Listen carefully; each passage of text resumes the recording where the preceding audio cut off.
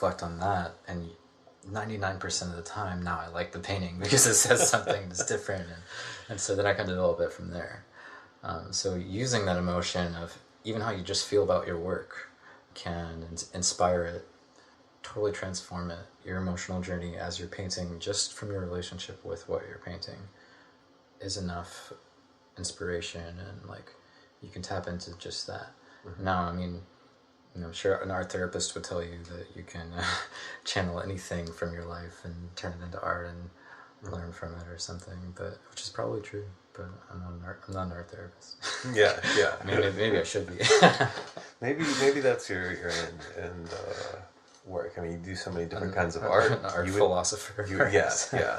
Well, I think any good artist is kind of a philosopher. I suppose. I mean, your work becomes a philosophical thing if you're really putting everything you have into it, your emotions and your psychological journey into a piece of art, then it is philosophical at that point.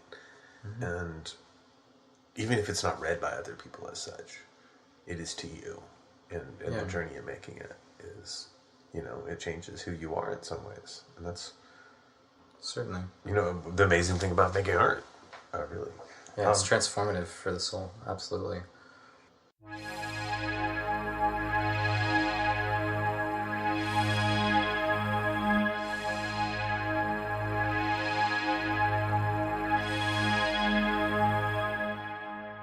So you talk about sometimes like the different kinds of painting techniques. We got into this earlier. Yeah. So talk to me about live art first. Okay. So live painting is something that I started to do with a couple of friends in 2009 in Denver. And I never live painted before. People watched me, sure, but never at an event. And, the three of us were all drawn to blacklight art, UV art from we didn't know each other before we went to school together. Okay. So it was myself and Scotty Holcomb and Patrick Beery, Beery and Scotty. So we, amongst ourselves, referred to ourselves as the UV3 because we started going out together and live painting at all these shows, and it was so much fun. We painted in blacklight because it did, for one, no one ever had a problem with it because it never clashed with the lighting that they were doing. Like oftentimes, like people paint in a normal light, and it's so harsh compared to all the lasers and projections and stuff that they're doing on stage, and so they prefer you to do that in a show. Absolutely. Yeah, that makes a lot of sense. Yeah, because it doesn't distract from anything going on. It just adds to it. But the funny thing is, you have to have a black light on it then afterwards to really get the full effect. Oh yeah, it's meant to be viewed in black light for sure. Yeah. And with a lot of practice, I was able to make them look good in regular light too, without even needing to check it, and that took quite a lot of paintings. The first, quite a few. Yeah. The house lights came on, I turned my black lights off, and I was like, ew. It looks like garbage.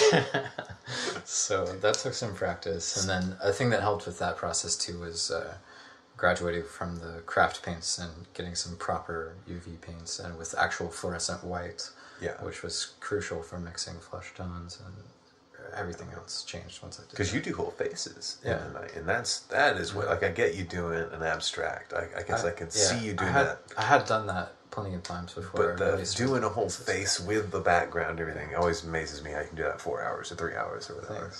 It's definitely like a feat. I started off doing everything from my head, and I was very adamant about not using a reference.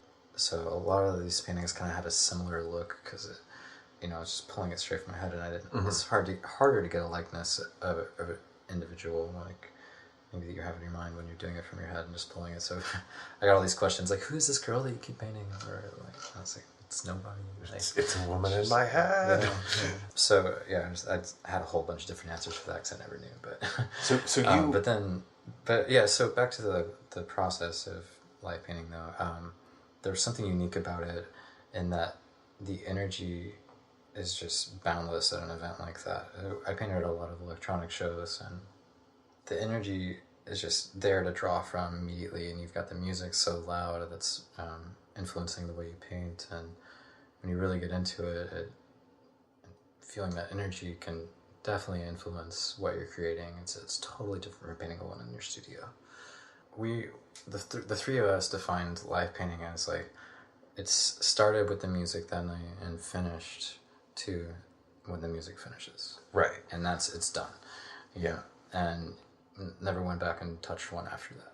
Yeah. And that's kind of what makes it special to us. And there are plenty of other artists, and I totally understand why you would want to do this, but that would take a piece and work on it multiple nights. Mm-hmm. You start it live, you work on it live. But it doesn't have the same effect as when you show up to a show and a person has a blank canvas. Yeah, and absolutely. You stand there getting fucked up while you're watching this the audience. Yeah, the audience. Yeah, I'm saying the audience watches you. Right, I'm saying me and the audience. I watch you do this, and I'm like, oh my gosh. Yeah, that's what what you want. It makes it. You get to form a connection with the audience gets to form a connection with the piece that they don't often get with a painting, because you just see the end product most of the time. Yeah. So to see it evolve from the beginning to the end is a really great experience for people. And I've had a lot of luck selling things that I don't think I otherwise would have sold, because someone saw it get painted and they formed this connection with it, and that is awesome. I always prefer to sell a live painting to someone that saw it get created, because it's just cool that they have that connection with it. Has there ever been anyone who found you afterwards? Like, didn't buy it that night, but hunted you down and was like, I really want that painting from the other night? Right, yeah. A couple times. Yeah. And then, of course, people will get my contact info and then contact me later. Right. But there were a few times that... out of the blue, somebody's like, hey... like they found me again painting, and they're like, you still have that painting? And they came back and bought that one that they saw. Okay. Because they had a connection with it. That's cool. Just once or twice, but still. I mean, still selling a painting. Sure. Your art's all over, from Colorado to Memphis and other places. You've painted in quite a few places. Right. Different cities. Yeah. And I think in Denver, I lost count, because there's some that I sold that night that I never took a picture of. And it was over 30 live paintings in Denver. I don't know, somewhere around that. That's a lot. I've done maybe 10 or more in Memphis. Less in Memphis. I've had other things going on, and there's less opportunities, but that's kind of changing. I've got 2 lined up for the next few months now too. Good. Where at? New Daisy. Okay, nice. Yeah, it's 2 more. And that's my favorite place to paint. I love painting at canvas too, but it's so small.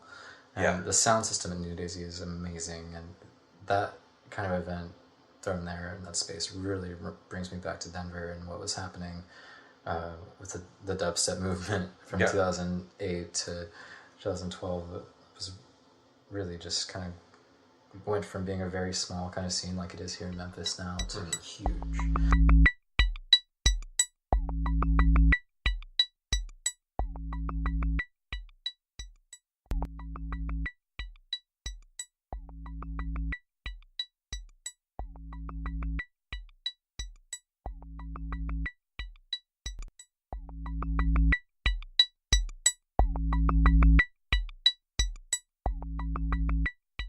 What about other ways you make paintings? Because you don't just do live art, you do. Yeah.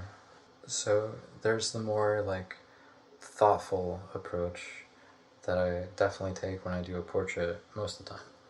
Sometimes a portrait will evolve out of a non-objective piece, and that's kind of its own thing too. But definitely for the stuff that I plan ahead, I have an idea of something I want to explore, either pushing myself to capture a better likeness and do more rendering, or it's more about the concept, like the painting you were talking about with the sunset and everything, right? And that one, I could have rendered it a lot more, but I felt like I said everything I need to say in it. And sometimes I'm always the most happy when I'm pushing myself, and it's the best antidepressant is feeling like I'm making progress with my art.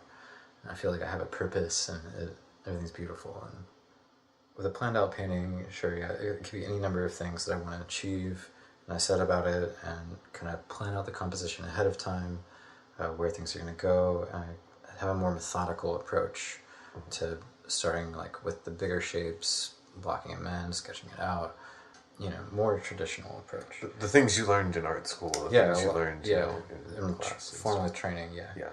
And then for my non-objective work, I have a totally different approach.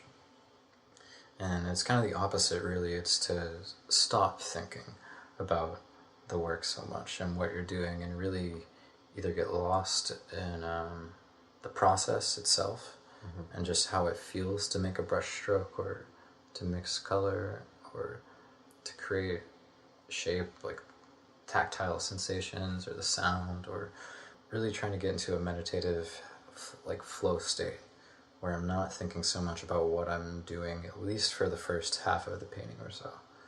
So it's very loose, and sometimes, like I said earlier, I won't like it for a while because I'm not planning it. Sometimes it looks awesome and I'm just like, good job, unconscious mind. But sometimes it doesn't come out. Right, and then so I'll get frustrated maybe with it and react against it, and then almost always it turns around into something interesting that I'm into again. Yeah.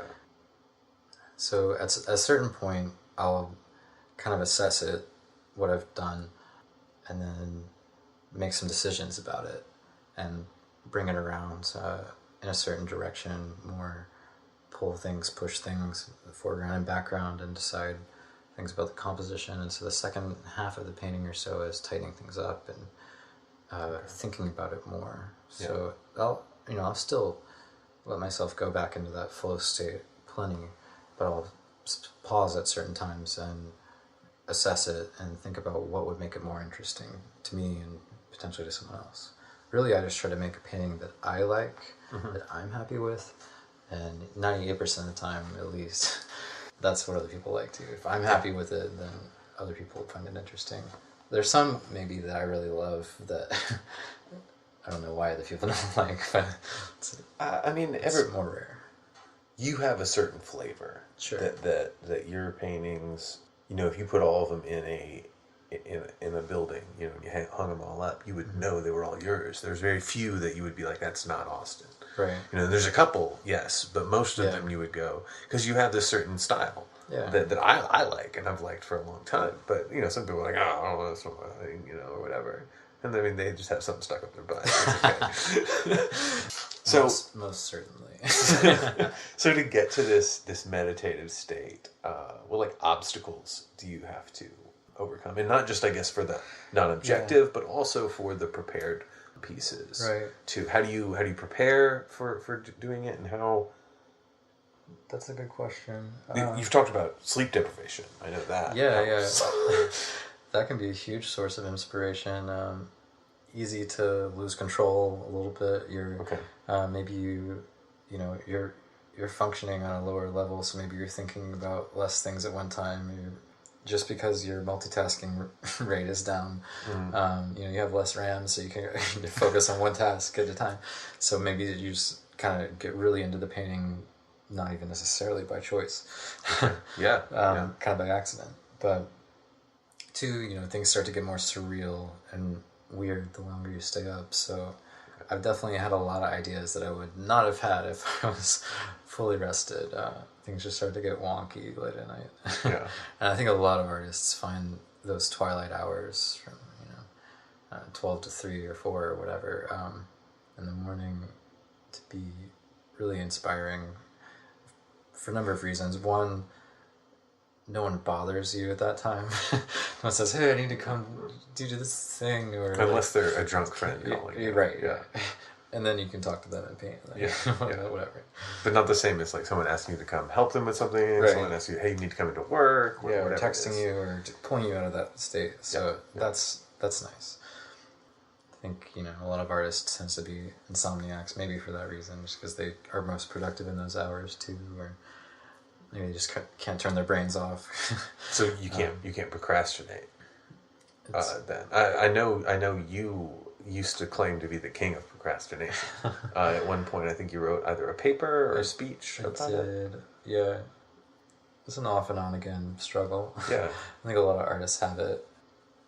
And we could do a whole talk just about procrastination. Yeah, we could talk about it. Maybe we will. Maybe that's what we'll do another time. Yeah. I have some thoughts on that, but let's save them for another thing. Okay. You have a lot to talk about with that. I need to collect myself too, because I have a few different theories. Well, and we're getting way off subject. Really, and this is all I'll say about that, is that the biggest